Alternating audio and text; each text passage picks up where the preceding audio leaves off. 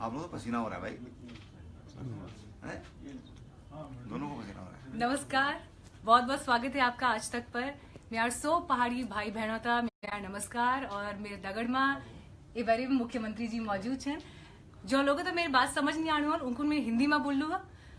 मीनाक्षी मेरा नाम है, आज तक पर एंकरिंग करती हूँ, लेकिन इस वक्त पत्रकार ही नहीं बल्कि एक पहाड़ी होने के नाते अपने राज्य के मुख्यमंत्री से मैं बात कर रही हूँ।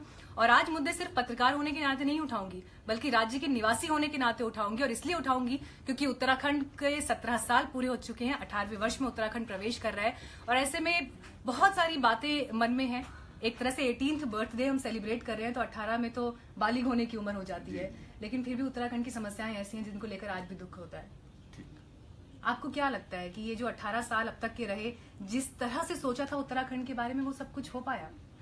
देखिए, ऐसा है कि सोचते हम बहुत कुछ है, लेकिन हमारे जो संसाधन है उनका भी हमको ख्याल रखना होगा। लेकिन मैं ये कह सकता हूं कि 2000 का उत्तराखंड, 8 नवंबर 2000, 8 नवंबर 2000 का उत्तर प्रदेश और 8 नवंबर का झारखंड, 8 नवंबर का छत्तीसगढ़।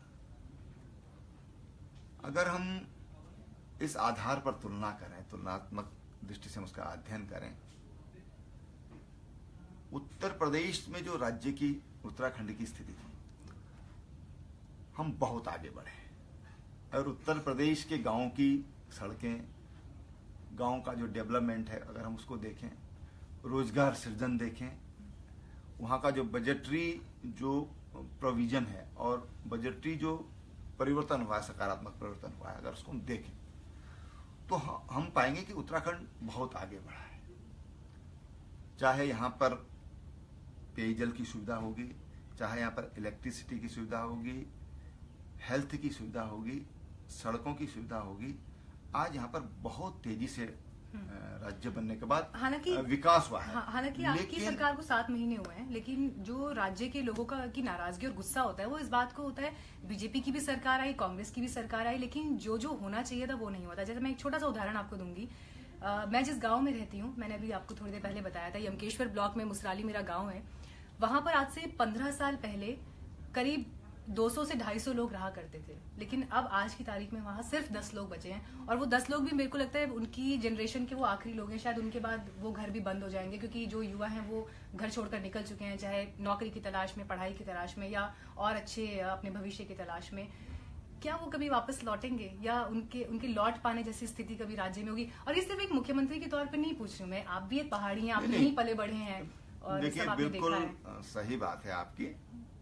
पलायन एक बड़ी चिंता का विषय है और उसको लेकर के राज्य सरकार ने, और मैंने पिछले 7 महीनों में हमने उसको लेकर के कुछ जो ठोस पहल हमने उसको लेकर के, मैं कह सकता हूँ, चाहे ग्रामीण विकास पलायन आयोग का गठन होगा या जो हम लोगों ने जो गांव में हमारे या गांव के आसपास जो हमारे पास लोकल संपदा है, चाहे हमारे पास पाइन नीडल होगी, चीड़ की पत्तियां होंगी, या हमारे पास जो मानव संसाधन है, 89% लिटरेसी उत्तराखंड में। पहाड़ी क्षेत्र होने के बावजूद भी वहाँ के लोगों ने शिक्षा पर एक विशेष आग्रह रहा है हमारे बड़ों का, और इसके कारण वहाँ पर लिटरेसी रेट भी एक बहुत अच्छा है। वहाँ पर शिक्षा पर जो खर्चा हो रहा है, देश में नंबर 1 स्टेट है जहाँ पर इतना खर्चा हम शिक्षा पर करते हैं। जो स्वास्थ्य का क्षेत्र है, देश में सर्वाधिक वेतन डॉक्टर्स को दे रहे हैं, सुविधाएं दे रहे हैं, तो उत्तराखंड दे रहा है। इन सब के बावजूद पलायन हो रहा है। और विशेषकर जहाँ की आप बात कर रही हैं, अपने गांव की बात कर रही हैं, तो हमारा जिला भी है, संयोग से आपका भी जिला वही है, मेरा भी गृह जिला वही है। सर्वाधिक पलायन पौड़ी जिले में हुआ है, लेकिन जो पलायन मजबूरी में हुआ। मुझे बल्कि एक लाइन में भी याद आ गई, जब प्रधानमंत्री जी केदारनाथ गए थे तो उन्होंने ये कहा था कि पहाड़ की जवानी और पहाड़ का पानी पहाड़ के काम आएगा। उसके लिए भी क्या होगा, मैं चाहती हूँ कि आप जरूर बताएं। जो निश्चित रूप से मैं यूजर्स अभी जुड़े हुए हैं फेसबुक पर, मैं उसके लिए बताना चाहूंगा कि उसके लिए हमने जो हमारे न्याय पंचायत सेंटर हैं उत्तराखंड के 670 न्याय पंचायतें हैं हमारी, और लगभग 8000 के करीब गांव सभाएं हैं, और लगभग 16000 कुछ हमारे गांव हैं, छोटे छोटे बड़े गांव मिला करके। ये हमारा कुल मिला के हमारा ये ग्रामीण स्ट्रक्चर जिसको कहना चाहिए वो है। तो हमने इन 670 न्याय पंचायतों को हम ग्रोथ सेंटर के रूप में विकसित करना चाहते हैं। उसकी शुरुआत हमने, उसके लिए जो एक प्रोजेक्ट रिपोर्ट बननी थी, वो रिपोर्ट लगभग फाइनल स्थिति में है। उस पर अब आगे चल करके 7-8 महीने में हम लोग उस पर काम प्रारंभ करेंगे, ताकि लोगों को गांव के आसपास ही रोजगार मिल जाए, और जो गांव में जो उनका अपना उत्पादन है, अपना प्रोडक्ट है, उस प्रोडक्ट को उसकी मार्केटिंग कर सकें। तो वहाँ पर उस ग्रोथ सेंटर पर जब तरह तरह की सुविधाएं होंगी, जब हमारी पिछली सरकार थी तो हमने उनको सड़कों से जोड़ा। वहाँ पर 18 जो डिपार्टमेंट जो गांव के विकास से जुड़े हुए हैं, वहाँ पर हमने उसके मिनी सचिवालय बनाने की शुरुआत की थी। बीच का कालखंड ऐसा रहा, सरकार बदलने के कारण फिर वो हर सरकार की अपनी प्राथमिकता होती है कहना चाहिए, तो उसको वो पिछड़ गया। लेकिन अब हमने उसको फिर आगे बढ़ा रहे हैं। इसी तरह से जो दूरस्थ क्षेत्र हैं, जहाँ पर 5-5.5 फुट से ज़्यादा ऊंचाई है, और जो हमारा सीमांत क्षेत्र है, लगभग 600 किलोमीटर की हमारी एक ऐसी बेल्ट है कि जो अंतर्राष्ट्रीय सीमाएं हैं। तो वहाँ उन सीमाओं पर हम लोग अखरोट के पेड़, चिलगोजे के पेड़, ये सेना के माध्यम से वहाँ पर नर्सरी तैयार हो रही है, और वहाँ पर देने का प्रयास हो रहा है। इसी तरह से जो शिक्षा का क्षेत्र है, शिक्षा में हम स्कूलों का क्लबिंग कर रहे हैं, उस पर शुरुआत हुई है। क्योंकि विद्यालय बहुत सारे हमारे पास, लगभग 1000 विद्यालय हमारे ऐसे जिनमें बच्चे नहीं हैं, वो आज बंदी के कगार पर है। 3000 विद्यालय हमारे ऐसे कि जहाँ पर 2-2, 3-3 बच्चे हैं, उतने ही शिक्षक हैं, उतने ही बच्चे हैं। तो हमने कहा इनको हम क्लबिंग करें, ताकि बच्चे भी एक ज्यादा रहेंगे तो शिक्षक का भी मन पढ़ाने में लगेगा, और बच्चों का भी पढ़ने में मन लगेगा। तो इस तरह से हम लोग उस पर काम कर रहे हैं। जैसे चकबंदी का काम है, पहाड़ों में छोटे छोटे खेत हैं, 100 मीटर का खेत है, 150 मीटर का खेत है, और भी एक खेत यहाँ है तो दूसरा खेत 2 किलोमीटर दूर है, 1 किलोमीटर दूर है, 300 मीटर दूर है, एक साथ तो है ही नहीं। तो हमने उसकी चकबंदी की शुरुआत हमने राज्य में की है। तो मुझे लगता है कि चकबंदी से हमारा ये गेम चेंजर हो सकता है उत्तराखंड में। उसके अलावा हम क्लस्टर की खेती कर रहे हैं, और एक खेती में नया फील्ड डेवलप हुआ है, वो है एरोमेटिक प्लांट्स का। एरोमा की हर जगह आज जरूरत है, चाहे औषधियाँ हों, साबुन हो, तेल हो, सफाई हो, पुताई हो, हर जगह एरोमा की जरूरत है।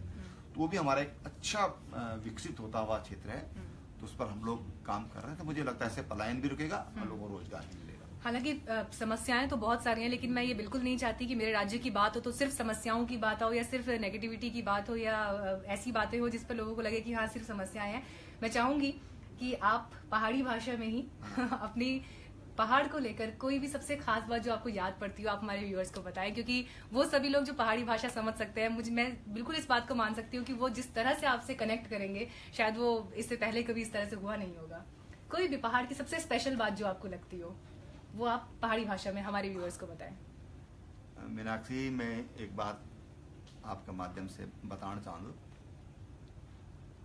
कि उत्तराखंड में जो सबसे बड़ी हमारे पास संपदा है, वो हमारे पास अच्छा मनिक, अच्छा मनुष्य, अच्छी शिक्षा और अच्छी प्राकृतिक वातावरण है। हमारे अच्छी हवा च, अच्छु पानी च, साफ सुथरो वातावरण च, लोग धार्मिक छन, लोगों की सोच सृजन की च, निर्माण की च, विध्वंसक प्रवृत्ति हमारे लोगों में, और देशभक्ति हम लोगों में कूट कूट के एक भरी।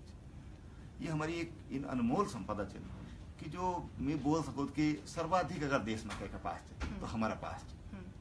और हम तो अपनी ई पॉजिटिविटी ते लेके, ई सकारात्मकता लेके काम करन, हिम्मत से और पूरा जुझारूपन से हम अपना राज्य का वास्ता कुछ करो। ये एक बात लोग जब मैं बात कर दूँ, लोग बोलते हम तो हम बहुत छोटा लोग छा, हम कई तरीके से कर सकते। मैं छोटे किसान से बात करूँ कि भाई आप एक गाय लेने माना, अब गाय अगर आप पौड़ी बटेन चमोली में बंद दें या कोटद्वार बटेन आप यमकेश्वर में बंद दें, तो वैसे स्टेट तक भी फायदा नहीं हो। स्टेट से फायदा कब हो? जब आप वहीं गाय थे सहारनपुर बटे ले आओ, बिजनौर बटे ले आओ, करनाल बटे ले आओ, या कहीं आउट ऑफ स्टेट बटे ले आओ, स्टेट का बाहर बटे ले आओ। तो आप एक तरह से जब आप वो गाय 20 लीटर दूध देनी चाहिए, आप स्टेट तक 20 लीटर दूध देना चाहिए, जो बच्चों का काम आना चाहिए। जो कि जरूरतमंद का काम होना था, आप थे इनकम जनरेट करना चाहिए, तो स्टेट की इनकम आप बढ़ाना चाहिए। तो ये वास्ता हमारी सोच ये होनी चाहिए कि हम अपना राज्य का वास्ता क्या कर सकता हूँ, ये जरूर सोचें। तो वो सभी लोग जो हिंदी स्पीकर्स हैं, मैं आपको बता दूं कि अभी जो मुख्यमंत्री जी ने जो बात कही है, जिसके लिए मैंने उनसे आग्रह किया था कि आप गढ़वाली में कम से कम जरूर बोलेगा, वो यही बात है कि उत्तराखंड के लोग बहुत जुझारू होते हैं, बहुत मेहनती होते हैं, और जिस तरह से अपने राज्य को और अपने देश को प्रेम करते हैं, उसकी सबसे खास बात यह है कि वो किसी को नुकसान नहीं पहुंचाते हैं। अब क्योंकि आपसे बात हो रही है तो इस बात का जिक्र मैं भी जरूर करना चाहूंगी, क्योंकि आपने कहा कि स्वच्छ हवा है, स्वच्छ पानी है। पानी पहाड़ों से निकल कर आता है और किस किस जगह से बहकर आता है, और जहां जाकर एकत्र होता है वहां पर भी वो, जिसे आप एक्चुअल मिनरल वाटर कहते हैं, वो आपको पहाड़ों में मिलेगा। यहाँ दिल्ली में या शहरों में बंद जो मिनरल वाटर की बॉटल्स होती हैं उनमें नहीं होता है, उसे असल में मिनरल वाटर कहते हैं। और उसे पी पी कर जो लोग बड़े हुए हैं वो उसकी अहमियत को भी समझते हैं, और जब वो पहाड़ को दुखी हालत में देखते हैं या देखते हैं कि वहां विकास उस तरह से नहीं हो रहा, तो इसीलिए उनको वो तकलीफ भी होती है। हालांकि अपनी तमाम योजनाओं का जिक्र भी यहाँ पर मुख्यमंत्री त्रिवेंद्र सिंह रावत जी कर ही रहे हैं। एक बात का जिक्र मैं और करना चाहूंगी, प्रधानमंत्री ने केदारपुरी को लेकर बहुत सारी बातें अपने भाषण में कही थी कि इसे विकसित किया जाएगा। लोगों की ये शिकायत रहती है, मेरे मन में भी ये बात कहती कि जब भी विकास की बात होती है, यात्रा रूट को हमेशा फोकस किया जाता है, चाहे वो बद्रीनाथ धाम हो, केदारनाथ धाम हो, गंगोत्री, यमुनोत्री, लेकिन जो बाकी हिस्से हैं क्या वो नजरअंदाज हो जाते हैं क्योंकि पूरी हाईलाइट वहां रह जाती है? इसे लेकर शिकायतें आप तक पहुंचती हैं या इस पर कोई ब्लूप्रिंट? ऐसा है कि जो 4 धाम हमारे हैं ये विश्व प्रसिद्ध हैं, और दुनिया के तमाम जो हिंदू हैं, 120 करोड़ हिंदू अपने जीवन में एक बार इन धामों की यात्रा करना चाहते हैं। पर्यटन का क्षेत्र एक ऐसा क्षेत्र है कि जब हम जो अध्ययन बताते हैं कि अगर हम 10 लाख रुपए खर्च करते हैं पर्यटन के क्षेत्र में, तो कम से कम 75 से 80 लोगों को रोजगार मिलता है। अगर हम 10 लाख रुपए खेती में खर्च करते हैं तो 45 से 50 लोगों को रोजगार मिलता है। अगर हम उद्योग में खर्च करते हैं तो ये 25 लोगों को इससे रोजगार मिलता है, और इसलिए पर्यटन पर सबका फोकस रहता है। फिर पर्यावरण की दृष्टि से, धार्मिक दृष्टि से, भारत की जो संस्कृति है उसका उद्गम उत्तराखंड है।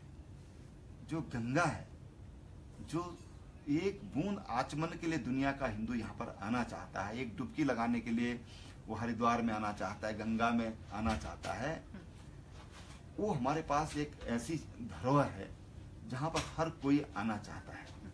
और इसलिए पहले जब कोई भी चीज है, ये देखा जाएगा कि सबसे ज्यादा कौन किसको आकर्षित कर रहा है, और इसके स्वाभाविक रूप से वो आकर्षण का केंद्र है। दुनिया उधर आना चाहती है, केवल अब तो हिंदू नहीं, अब तो दुनिया के लोग वहां पर आ रहे हैं। और कई लोगों ने गंगा के किनारे साधना करते करते वो हिंदू हो गए, उन्होंने हिंदू जीवन पद्धति अपना ली, हिंदू धर्म। जब आए थे तो वो बात तो अभी तक लोगों को याद है, वहाँ आश्रम पूरे, ये सब चीजें हैं। और इसलिए पर्यटन का एक इतना बड़ा क्षेत्र है पर्यटन का, मैं समझता हूँ कि उससे ज्यादा कहीं नहीं है। और उत्तराखंड में उसकी भारी संभावना है। और उत्तराखंड में चाहे आज होम स्टे योजना है, सफल हो रही है, तो उसका कारण पर्यटन है। आज डॉट विलेज की कल्पना की है कुछ छात्रों ने, कुछ लोगों ने, आज वो बड़ी सफल योजना हो रही है।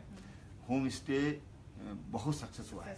और इसलिए मैं समझता हूँ कि जब रास्ते खुलेंगे तो उसमें से सिर्फ छोटी छोटी रास्ते निकलते चली जाएंगे। वैसे बहुत दिलचस्प आप सभी को ये भी बताना है कि मुख्यमंत्री अब एक कार्यक्रम का आयोजन कर रहे हैं जिसका नाम रैबार है, बल्कि यहाँ पर ये इस कार्यक्रम का एक प्रिंट भी हमारे पास पड़ा हुआ है। रैबार जो है ये पहाड़ी भाषा का शब्द है, इसका मतलब होता है एक संदेश, पैगाम, मैसेज या एक आमंत्रण भी आप कह सकते हैं। तो बहुत सारे लोगों को आमंत्रित भी उन्होंने इस कार्यक्रम के लिए किया है। मेरी बहुत बहुत शुभकामनाएं आपको इस कार्यक्रम के लिए। लेकिन इंटरव्यू खत्म करूं उससे पहले 3 सवालों का एक रैपिड फायर मैं आपके सामने करूंगी, जो आपको जल्दी जल्दी जवाब देना है बिना सोचे जितनी जल्दी आप दे सके। आपका फेवरेट पहाड़ी फूड, पहाड़ी पसंदीदा? पसंदीदा जो मेरा पहाड़ी खाना है, वैसे तो सब पहाड़ियों का खाना दाल भात ही होता है तो पहली पसंद भी वही है। दूसरा सवाल जी, फाणू, मंडवा, झुंगर की खीर? बिल्कुल, तीनों चीज बहुत बेहद पसंद है। और कौन सा पहाड़ी गाना आपका सबसे फेमस है? मुझे तो नेगी जी का एक जो गीत है, वीर भाड़ों को देश, 52 गढ़ियों को देश, मेरा बिल्कुल पसंदीदा है। एक बार फिर से आप हमारे व्यूअर्स के लिए 2 लाइन्स गुनगुना दीजिए। वीर भाड़ों को देश, 52 गढ़ियों को देश, जय जय बद्री केदार, जय हो गढ़भूमि। गढ़ नरेश। क्या बात है, थैंक यू सो मच, आपने हमारे साथ दिल खोलकर बात की। शुक्रिया शुक्रिया। खाना खा चलिए फिर आपसे होगी मुलाकात आगे। आप आज तक की फेसबुक पेज को फॉलो करते खाना हैं। खा ले, मैं तो कोई काम नहीं कर रहा हूँ, एक चीज आपको दिखाऊं। खाना खा ले। मैंने